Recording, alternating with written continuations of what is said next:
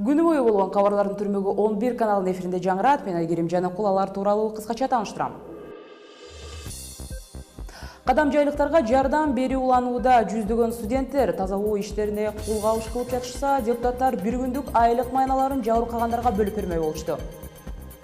Ал эми өңкүртөө боюнча ондогон чиновник суракка алынганы менен кылмыш иши козголгон жок. Башкы прокуратура муну кагаздын түп нускасын таппагандыгы менен түшүндүрөт. Бул арада Иракта миңдеген бөбөктөрдүн өмүрүнө коркунуч жаралып жатканы айтылууда. ЮНИСЕФ аларды жикчилдерден сактап калуу керектигин айтып, коңгуроо кагышууда. Толугураак алда баяндайбыз.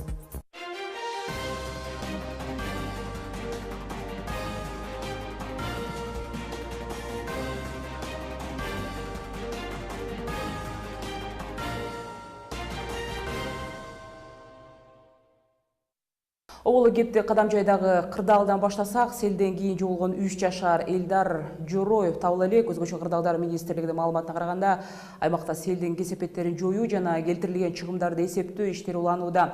Куткаруучулар машина кулаган жерден баштап Өзбекстандын чек арасына чейинки аралыкты сууну бойлой издеп жатышат. 28 майдын кечинде да катуу жааган нөшөрдөн кийин селдин кесепетинен 5 адам өлгөн. Жиделик айылындагы ички көпүрөнү агызып кеткен. Аларда Баткен мамлекеттик университетинин 100дөн ашык студенттеринен турган ыктыярдуу топ Кадамжайга жөнөштү. Алар райондогу селдин кесепеттерин жоюу, тазалоо иштерине жардам беришет. Азыр сел бузган короолорду жана ички жолдорду 500 киши тазалоодо. Парламент болсо адам өмүрүн алган селдин курмандыктарын бүгүн эскеришип, бир күндүк айлык акыларын жабыр тарткандарга бөлүп бермей болушту. Ошондой эле министрлик табигат кырсыгы болгон жерде жаракат алган куткаруучулардын ден соолугуна залака келтирилген учурда аларга компенсация төлөп берүүнү демилгелеп жатышат. Тиешелүү мыйзам долбоору парламентке жөнөтүлдү. Башка кабарларга өтөм. Башкы прокуратура өңкүртөө токтомдун түп нускасы табылбаганына байланыштуу кылмыш ишин козгогон жок. Кабарларга караганда, башкы көзөмөлүү орган өкмөт жыйынына катышкан кызмат адамдарынан сурак алышкан. Алардын баары аксыдагы өңкүртөөнү Өзбекстандын аймагында жайгашкан деп жазылган токтом болбогонун билдиришкен. Аксы райондагы өңкүртөөдө Кыргызстандын радио релейлик станциясы жайгашкан. Март айында болсо жергиликтүү депутаттар аларга өкмөттөн бул станцияны көчүрүү тууралуу протокол келгенин, анда радио релейлик мунара Өзбекстан аймагында деп жазылганын, бирок эч убакта ал жер өзбек тараптыкы болбогонун айтып келишкен. Өкмөт дагы мындай токтом болбогонун билдирген. Парламент бул маселени жабык карап, башкы прокуратурага интернетке өкмөттүн протоколу деп тарап кеткен материалдардын чынтыгын териштирип, жооп берүүнү тапшырган болчу. Дүйнөдө болуп жаткан кабарларга да кайрылсак, Ирактын Фаллуджа шаарында 20 миңге чукул бала ислам мамлекети тобунун карамагында калып жатканын ЮНИСЕФ фонду билдирип чыкты.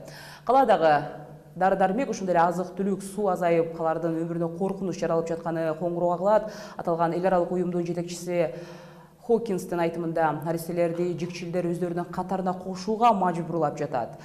Маалыматка караганда, учурда 100дөн ашуун эл аралык топтун маалыматына караганда, туткунда Фаллуджа жана Мосул шаарларындагы жергиликтүү жашоочулар ислам мамлекети тобунун көзөмөлүндө калууда.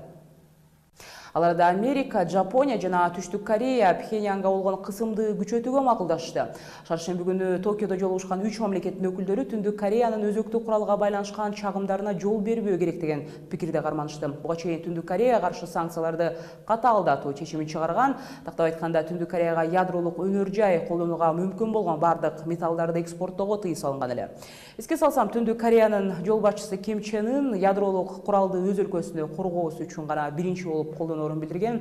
Кошумчалап кетсем, 94-жылы атасы өлгөндө бийликти алган Ким Чен Ир курултай чакырган эмес, ал өлкөнү 15 жылдай башкарып, 2011-жылы дүйнөдөн өткөн. Андан кийин коммунисттик режим өкүм сүргөн өлкөдө бийлик анын уулу 34 жаштагы Ким Чен Ынга өткөн. Эми берүүбүздүн кийинки бөлүгүнөн көрүңүз. Кулчулуктун азабын тарткан өлкөлөр Өзбекстан эли эл аралык рейтингде алдыңкы орунда экендиги айтылды. Кулчулуктун доорун сүргөндөрдүн катарында Кыргызстан дагы жок эмес. Талашка түшкөн нике мыйзам долбоору эмнеге жашы жетелектерди эртелеп турмуш курууга мажбурлоого тыюу салган мыйзамды депутаттар жерип жатышат. 11 каналы мыйзам долбоорунун оош кыйышын ортого салмакчы. Бөбөктөр үчүн маанилүү күн. Кичинекей кыргызстандыктар балдарды коргоо күнүн кандай майрамдашкандагы бүгүнкү берүүбүздө айтып беребиз. Борбор Азия чөлкөмүндөгү кабарлардан дүйнө жүзүндө кулчулуктун азабын тарткан мамлекеттердин катарында Өзбекстан алдыңкы орунда турат. Ташкент менен катары Индия, Кытай, Пакистан, Бангладеш бар. Ташкенттин эли элинин 4% кулчулукта күн кечирет деп аталат. Австралиялык Walk Free Foundation фондусунун кулчулуктун деңгээлин аныктаган баяндамасында Кыргызстанда болсо 27 000 адам кулчулуктарында жашашса, Казакстанда бул сан 81 000ден ашаары көрсөтүлөт. Жалпысынан дүйнөнүн 162 өлкөсүндө кулчулук катталган жана дүйнөдөгү азыркы кулдардын саны 45 миллиондон ашат. Глобалдык кулчулук боюнча 2013 жылкы көрсөткүчтөр азыркы Индияда 14 миллион киши кулчулук шартында жашап жатканын тастыктайт. Булар карызга байланып иштегендер же оор эмгекке мажбурлангандар. Ал эми биринчи топко жалаң ат кесичилерди катуу жазалап, ошондой эле сексуалдык эмгек кулуна айланбаш үчүн мыкты аракеттерди көргөн өлкөлөрдүн катарында Франция, Германия, Канада өңдө өнүккөн мамлекеттер кирген. Кайрадан Кыргызстанга кайталык. Парламент четке каккан нике мыйзам боюнча мыйзам долбоорунун кайрадан добуш берүү керектиги айтылууда. Буга чейин аялдардын жана балдардын укуктарын коргоо менен алектенген бир катар уюмдар нике мыйзамын колдоо талабы менен парламент депутаттарына кайрылуу жолдошкон болчу. Жашы жетелектер менен никеге турууга тыюу салган мыйзамды кабыл албай койгону сынга да алынууда. Кененирээк кийинки материалда сөз болот. Өткөн аптада депутаттар мамлекеттик каттоодон өтмөйүнчө нике кыюуга тыюу салуу тууралуу мыйзам долбоорун колдобой, каршы добуш бергендердин катарында болгон депутат Төрөбай Зулпкаров себебин мындайча түшүндүрдү. Ошол жашы жетелек күйөөгө турмушка узаткандыгы үчүн алардын жоопкерчилиги мен ойлойм 3 жылдан 5 жылга чейин деп коюптур. Бул баягы менее тяжкие преступленияларга кирип калат да. Ошондуктан мен ойлойм буну тяжкие преступленияга эле киргизишибиз керек. 7 жылга чейин берип койбош керек. А бирок бул жерде молдонун молдо бирөөнү жанагындай мажбурлап нике окубайт да. Мындай случай болгонбу десек эч ким айта алган жок. Бирөө кайрылган жок. А молдо деген биз эми баягы дин тутум эркиндигиндеги негизги баягы диний ритуалдар да. Мусулмандардачы. Ошондуктан бул өтө ыйык нерсе да. Ошондуктан молдо дагы эки тараптын макулдугун сурайт. Аны менен кошо эки свидетелди, эки күбөнү кошо сурайт. Депутаттардан колдоо таппаган мыйзам долбоору коомчулукта да кызуу талкууга алынды. Маселен, молдо кыйган никенин да укуктук макамын көтөрүү маселеси тууралуу социалдык түйүндүн колдонуучуларынын катарында сындагандар, колдогондор да жок эмес. Никеге эмне үчүн каршы? Андан көрө жаш курагы боюнча чектөөлөрдү киргизүү керек. Никеге каршы чыкпаш керек. Бул өлкө, мамлекет эмес. Өлкө кайгылуу, надандык жана караңгылыкта жүрөт. Мамлекетибиз караңгы популисттердин изи боюнча кетип жатат. Мага кызык болуп жатат. Бул депутаттардын кызы, неберелери барбы? Алардын жаш жетелек кыздары кары кишиге турмушка чыкса эмне дейт экен? Турмуштан жолу болбой калып, көрө тириликтин азабына кабылгандардын жагдайын жакшы түшүнгөн кризистик борбордун башчысы Бүбүсара Рыскулова мыйзам актуалдуу экенин айтат. Айтымында дал ушул эрте турмушка чыккан кыргыз кыздары билимден калып, жашоодогу максаттарына жетпей калып жатат. Ошол өспүрүм кыз же билимден же турмушу ушундай мындай бир бузулуп эметет да. Анан айтышат, эгерде көчөгө чыгып денесин сатып кеткенден көрө андан көрө ушундай болсун деп. Бирок аягы жакшы болбой атпайбы баары эле. Кыргызстандын акыйкатчысы Кубат Тоторбаев күбөлүк албай молдо кыйган, нике менен жашаган үй бүлөлөрдө укук бузуулар көп катталып жатканына кошулат. Мындан тышкары жарандык коомдук өкүлдөрү да жашы жетелектер менен никеге турууга тыюу салган мыйзамды кабыл албай койгонун сынга алып, депутаттарга кайрылуу жолдошту. Статистикалык маалыматтарга таянсак, Кыргызстанда аялдардын 15% 18 жашка, ал эми 1% 15 жашка толо электе турмушка чыгат. Гүлүм Эркинбек кызы, Александр Ногов, 11 каналы. Аталган мыйзам долбоорун биз юридикалык жактан талкуулап көрөлүк деп чечтик. 11 каналына юридика илимдеринин доктору Кайрат Осмоналиев келген эле. Кайрат мырза, куш келипсиз биздин студияга.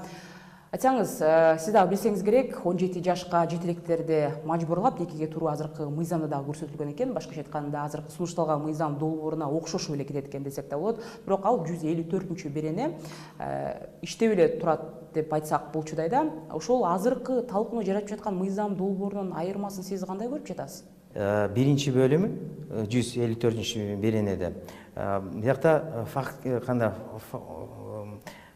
жашоо никеси эле жашоо болсо 17 жашка чейин эмеге 17 жашка чыкпаса кыз ошону менен эле ошо үй бүлөнү куруп жашоо үчүн эле факты ошондо эле ошо жаза жоопкерчилик тартат да.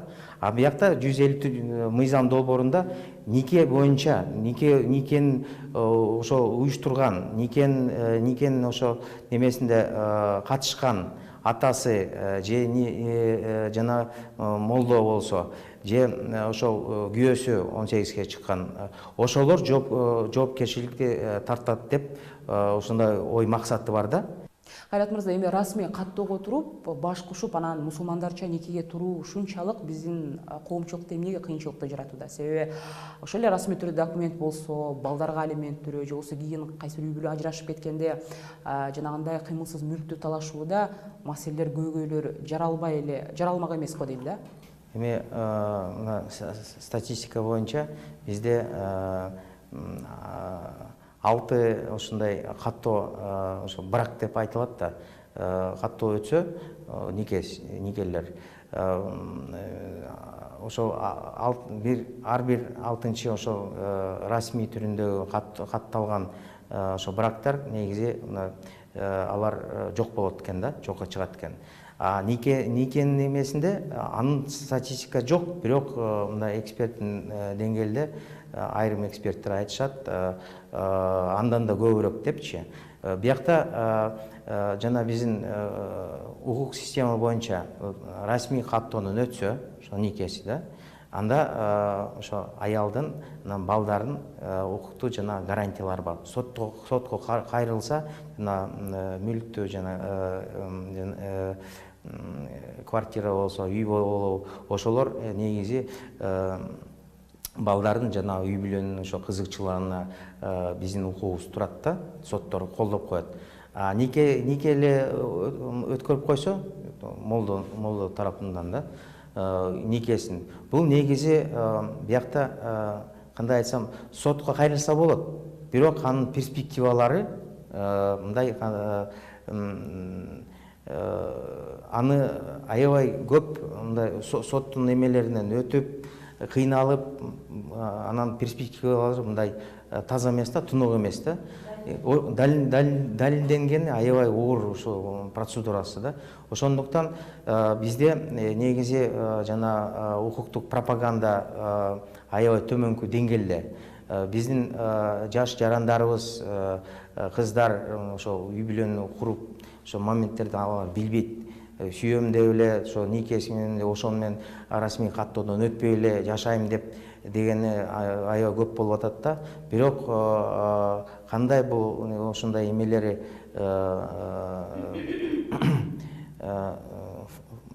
эч кандай укуктук гарантиялар жок ошо нике процедурасында. Ошондуктан буларда мындай жакшы, мындай пиар жумушту өткөрүш керек.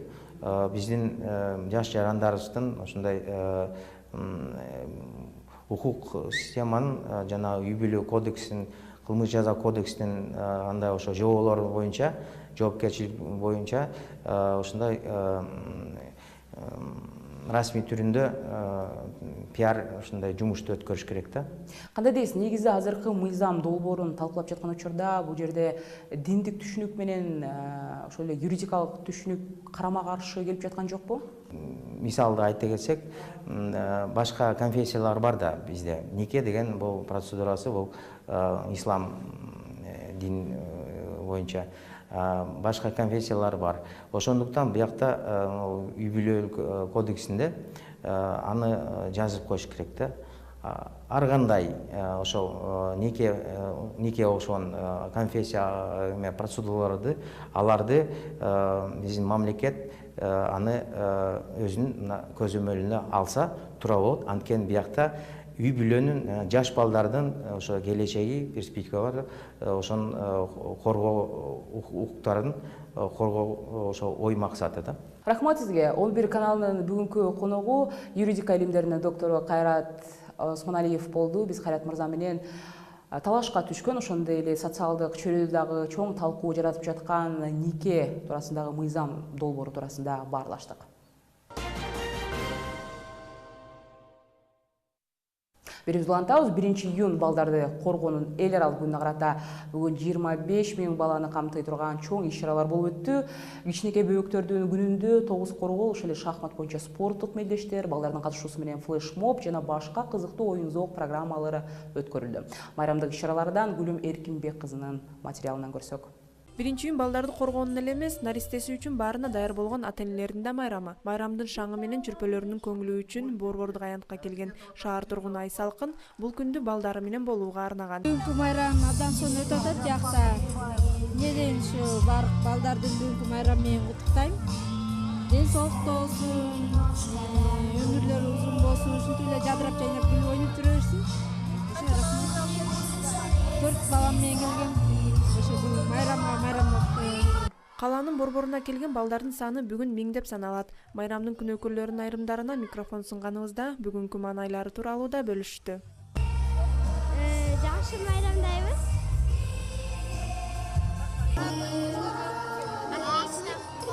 Очень отлично. Хороший праздник. Тилекке каршы көчөгө чыгып башка балдарга окшоп ойноп күлгөнгө шарты жок балдар да жок эмес. Орунун азабын тартып ооруканада жаткан балдарды президент да унуткан эмес. Рак менен жабыркаган балдардын абалы менен таанышуу үчүн онкология борборуна барган Алмазбек Атамбаев куру келбей белектерин да көтөрө келген. Балдар тууралуу балдардын атынан, ата-энелердин атынан, баштардын атынан чоң ыраазычылык болсун беребиз. Рахмат. Биз таң балдарга беребиз. Siz aytқан каражаттын баарын балдарга арнап келгениңизге. Ата-эненин меремине зар болгон же болбосо ден соолугунун мүмкүнчүлүгү чектелген бөбөктөр үчүн да бул адаттагынан өзгөчө. Шаар бийлиги да дал ушул күнү атайын балдар үчүн оюн-зоок уюштуруп, болушунча алардын көңүлүн алууга аракет кылды. Так эрте башталган маарикеге шаар мэри да катышып, майрамдын күнөөкөрлөрү менен баарлашып, жомокто айтып берди. Вот он уже живет много-много лет на этом свете, уже взрослый, но он никогда не обижал свою маму, и мама всегда рядом, она его никогда не покидает, потому что волшебник не забирает ее маму. Поэтому не обижайте своих мам, слушайтесь родителей. Кичинекей кыргызстандыктарды куттуктоо үчүн казынадан 4,5 миллион сом каралган. Кыргызстанда 2 миллиондон ашуун балдар болсо, алардын 25 000ге жакыны мүмкүнчүлүгү чектелген балдар түссө, 1,3 миң тоголук жетимдер бар. Гүлүм Эркинбек кызы, Александр Ногов, 11 каналы. Ушундай кабарлар бүгүнкү жаңылыктарды жыйынтыктады. Кызматыңыздарда мен Айгерим Жаныкул болдум. Кайрадан эфир аркылуу амандашканча саламатта калыңыздар.